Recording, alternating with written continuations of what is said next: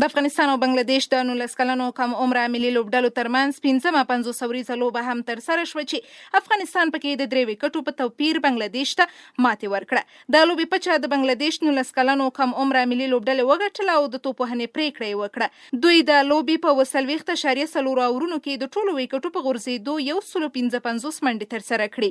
د افغانستان لپاره په توپ اچونه کې بلال سمی او ننګیال خروټي هر یو 3 اظهار الحق نوید او شاهد الله حسیني هر یو 2 وکټې ترلاسه کړې.